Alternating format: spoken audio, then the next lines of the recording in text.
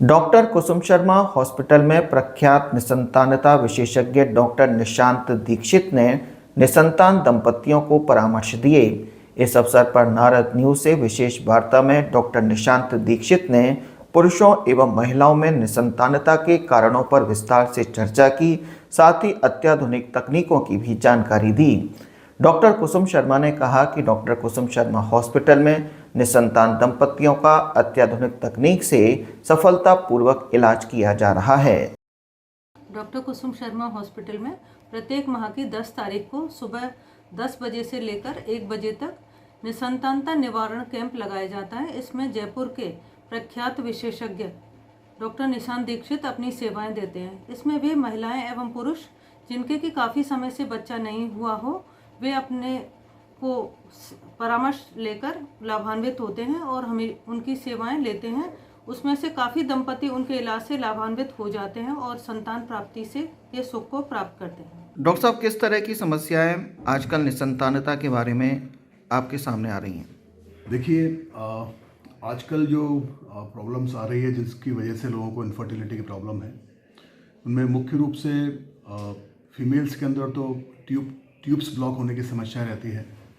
कभी polycystic ovarian disease, जिसको हम पीसीओडी बोलते हैं, उसके अंदर भी ये समस्या होती है। कभी कभी महिलाओं को एंडोमेट्रियोसिस, चॉकलेट सिस्ट की समस्या होती है।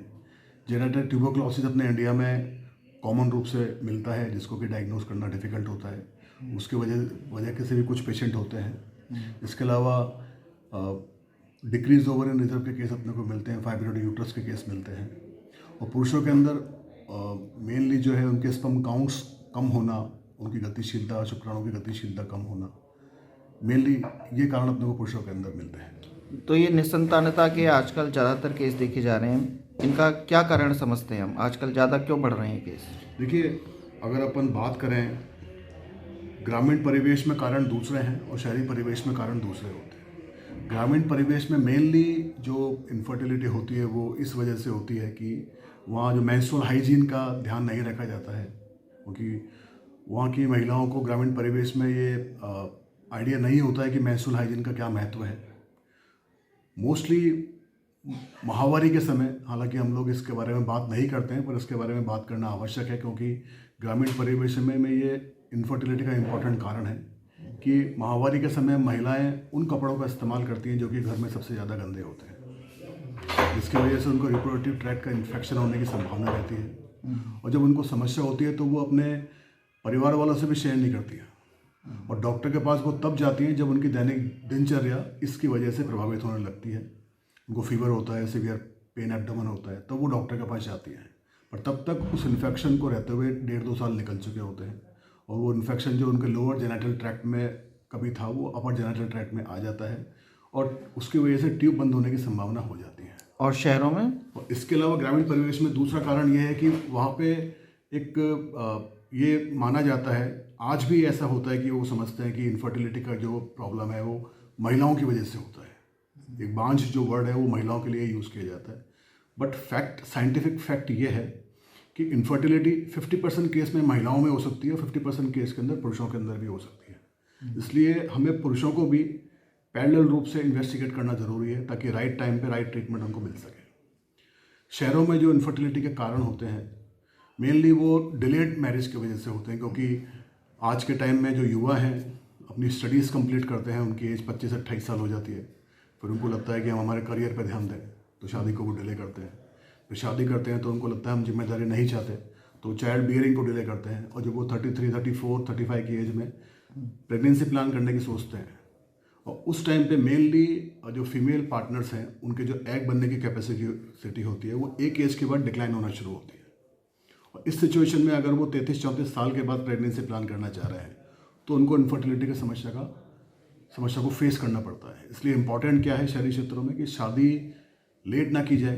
अगर शादी लेट किसी वजह से हो रही है तो प्रेगनेंसी को जल्दी से जल्दी प्लान किया जाए, क्योंकि हमारे हाथ में ट्रीटमेंट है, पर जो फीमेल फर्टिलिटी पोटेंशियल है, क्योंकि उनमें मेनोपॉज होता है, वो एक टाइम के बाद शुरू हो जाता है, और उससे पहले उनको प्रेगनेंसी प्लान करना ठीक रहता है। इसके अलावा शहरी क्षेत्रों में जो है कि एक कंपटीशन की होड़ है, एक रैट रेस है ना, जिसकी वजह से लोग स्ट्रेस में रहते हैं, है ना, एक दूसरे से आगे निकलने की होड़। नाइट ड्यूटीज़ होती हैं, जो व्यसन है, स्मोकिंग है, टोबैको है, ये सब चीज़ें जो हैं मेनली मेल पार्टनर के जो स्पर्म काउंट्स हैं उनकी मोटिलिटी को ये कम करता है। दूसरा एक्सेसिव इंटरनेट का यूज़ है, जिसको कि हम लोग किसी का ध्यान जाता नहीं है, बट इस पर ज़्यादा स्टडीज़ भी अभी अवेलेबल नहीं है। बट 4G 5G का जिस तरह से यूज़ हो रहा है, हर हाथ में मोबाइल फ़ोन है, वो भी एक इनफर्टिलिटी का कारण होना चाहिए आज के समय के अंदर। इसके अलावा शहरी क्षेत्रों में जो एक्सेसिव जिम में लोग जाते हैं, मेनली जो यंगस्टर्स होते हैं जिनको ये पता नहीं होता है कि जो जिस तरह के वो मेडिसिन इंजेक्शन या पाउडर ले रहे हैं उसमें स्टेरॉइड है, और वो स्टेरॉइड की वजह से उनके शुक्राणु काफ़ी कम हो जाते हैं, उनको पता नहीं होता है। बट आफ्टर 2 से 3 साल के बाद या शादी होने के बाद उनको ये चीज़ रियलाइज़ होती है कि उन्होंने समय पे इस पर ध्यान नहीं दिया। तो ये इंपॉर्टेंट मैसेज मैं देना चाहूँगा कि जो भी यंगस्टर्स जिम वगैरह में जाते हैं वो अपने मसल बिल्डिंग के लिए किसी भी तरह की मेडिसिनल चीज़ें हैं उनका इस्तेमाल ना करें। जो घर में उनके हाई प्रोटीन डाइट है, high carbohydrate, high fibre diet है, उसको उनको यूज़ करें ताकि उनका स्वास्थ्य ठीक रह सके। मॉडर्न टेक्नोलॉजी आजकल कौन सी अत्याधुनिक संसाधन जिससे कि निसंतान दंपति एक आशा भरी निगाह से आपके पास आते हैं? देखिए, आज के समय में अगर हम बात करें कि किसी पेशेंट को अगर इनफर्टिलिटी की प्रॉब्लम होती है तो सबसे इम्पॉर्टेंट ये है कि अगर 1 साल ट्राई करने के बाद भी उन्होंने 12 महीने ट्राई किया, फर्टाइल पीरियड में उन्होंने ट्राई किया, जिस टाइम पे एग रप्चर होता है उस समय पे ट्राई किया, और साल भर में उनको अगर प्रेगनेंसी नहीं होती है तो मैं ये देखना आवश्यक है कि फर्टिलिटी पॉइंट ऑफ व्यू से मेल एंड फीमेल दोनों फिट हैं, तो हमें कुछ इन्वेस्टिगेशन करने होते हैं। उस इन्वेस्टिगेशन में 90% लोगों में हमें कारण मिलता है, और अगर हमें कारण मिलता है तो उस कारण के अकॉर्डिंग हम लोग ट्रीटमेंट करते हैं। और कारण अगर नहीं मिलता है, जो कि 10% केसेस के अंदर होता है, और उसको हम अनएक्सप्लेन इनफर्टिलिटी कहते हैं, उन केसेस में हम पहले दवाई से ट्राई करते हैं, 5 साइकिल, 6 साइकिल, 7 साइकिल, और 5, 6, 7 साइकिल के अंदर ऑलमोस्ट 50% लोग दवाइयों से प्रेग्नेंट हो जाते हैं। तो 50% लोग वो होते हैं जिनको दवाइयों से फ़ायदा नहीं मिल पाया है, तो उनमें अगर हम फिर दवाई देते हैं तो उसमें उतना फ़ायदा मिलने के चांसेस नहीं होते।